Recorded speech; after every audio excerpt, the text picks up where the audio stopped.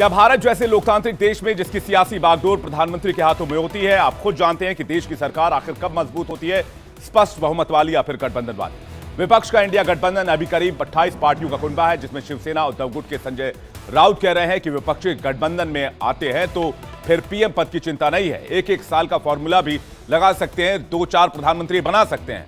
अब आप खुद सोचिए कि जिस संविधान ने पीएम पद के लिए 5 साल का कार्यकाल निश्चित किया है, वो 1 साल में कैसे काम करेंगे और कितना काम करेंगे। विपक्ष की इसी सोच पर देश के गृह मंत्री अमित शाह ने आज करारा प्रहार किया।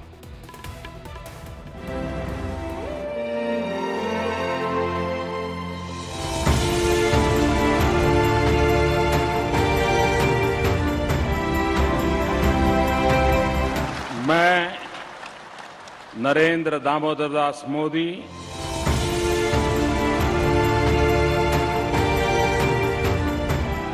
ईश्वर की शपथ लेता हूं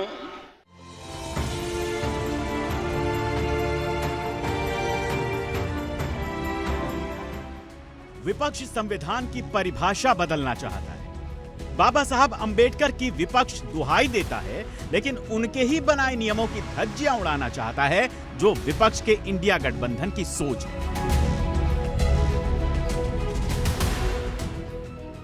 ऐसा हम नहीं कह रहे, ऐसा इसलिए है क्योंकि विपक्ष के इंडिया गठबंधन का एक घटक दल है शिवसेना उद्धव गुट, जिसके नेता है संजय राउत, जो कह रहे हैं विपक्ष का इंडिया गठबंधन विजय पाता है तो 1-1 साल के लिए पीएम बना लेंगे।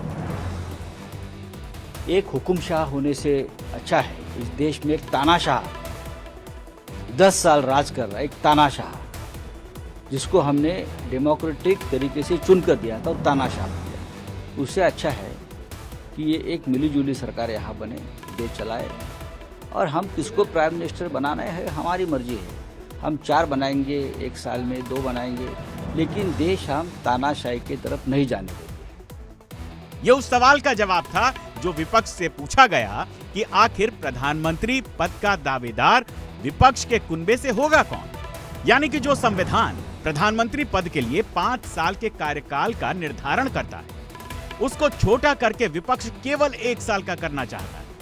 वो केवल इसलिए कि मोदी को हराया जा सके। विपक्ष की इसी सोच पर गृह मंत्री अमित शाह ने करारा प्रहार किया है। इंडिया अलायंस को बहुमत मिलता है तो देश की जनता ये जरूर सोचे इसका प्रधानमंत्री कौन बनेगा। 1-1 साल में प्रधानमंत्री ये कोई परचूरन की दुकान नहीं है जिसको अपनी हिस्सेदारी के हिसाब से चलाया जा सके।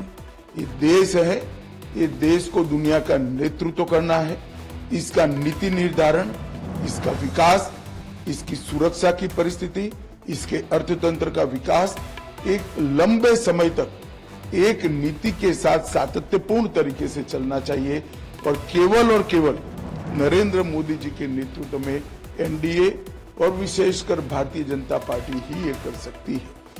विपक्ष का इंडिया गठबंधन की सोच संविधान विरोधी है या नहीं, ये भी आपको बस समझाने वाले हैं। अब भारत का संविधान कहता है कि भारत का प्रधानमंत्री संविधान के अनुच्छेद 74 और 75 में दिए गए कानून के अधिकार राष्ट्रपति द्वारा नियुक्त किया जाएगा और उसी के अधिकार से उसे शक्तियां मिलेंगी। लेकिन इस संविधान में एक संसदीय परंपरा का भी पालन किया जाता है। पीएम वही बन सकता है जिसके दल या गठबंधन का लोकसभा में बहुमत हो। बहुमत वाली राजनीतिक पार्टी को दल का नेता चुनना होता है। बहुमत गठबंधन को है तो गठबंधन को ही नेता चुनना होता है। बहुमत दल का नेता ही प्रधानमंत्री बना सकता है। प्रधानमंत्री में मंत्रिपरिषद का विश्वास होता है और प्रधानमंत्री और मंत्रिपरिषद की सलाह पर राष्ट्रपति काम करते हैं।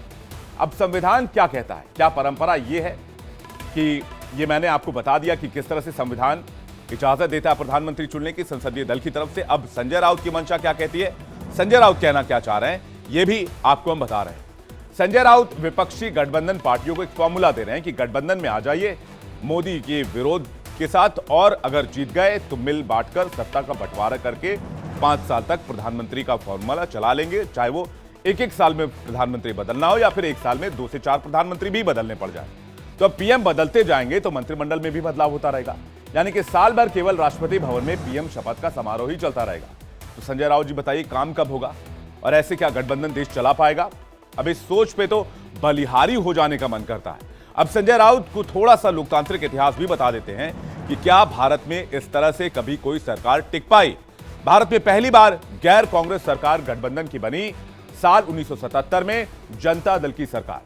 मोरारजी देसाई पीएम बने। 2.5 साल में सरकार गिर गई। मोरारजी देसाई को इस्तीफा देना पड़ा। 1979 में चौधरी चरण सिंह ने पीएम पद की शपथ ली।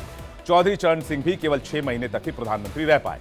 1989 में वीपी सिंह जनता दल से देश के पीएम बने। वीपी सिंह केवल 11 महीने तक देश के पीएम रहे। वीपी सिंह के बाद चंद्रशेखर देश के पीएम बने।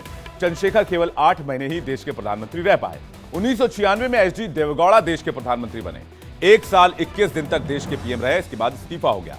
1997 में आईके गुजराल देश के पीएम बने। 11 महीने तक ही वो देश के पीएम रह सके। यानी देश ने एक बार नहीं बल्कि 3 बार ये फॉर्मूला देखा। इसका नतीजा क्या रहा? नतीजा ये रहा कि देश को मध्यावधि चुनाव में जाना पड़ा। यानी अगर 1 साल में 2-4 पीएम वाला फॉर्मूला लगाना पड़ा तो देश को चुनाव का अतिरिक्त खर्चा भी उठाना पड़ सकता है। 2 बार, 3 बार, 4 बार, पता नहीं कितनी बार। चुनाव आयोग का आंकड़ा कह रहा है कि इस बार चुनावी खर्च 1,34,000 करोड़ का है। तो सोचिए देश की इकोनॉमी पर कितना प्रेशर बनता होगा एक चुनाव का।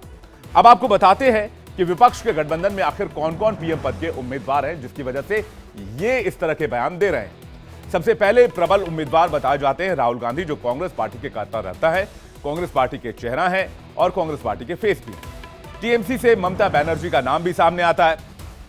समाजवादी पार्टी से अखिलेश यादव जी की दावेदारी अपनी ओर है। तेजस्वी यादव भी आरजेडी की तरफ से एक प्रबल दावेदार हैं। अरविंद केजरीवाल भी आम आदमी पार्टी की तरफ से एक प्रबल दावेदार माने जा सकते हैं और आम आदमी पार्टी के चीफ भी हैं। अब सोचिए पीएम जैसा पद अपनी पार्टी के लिए कौन नहीं चाहेगा।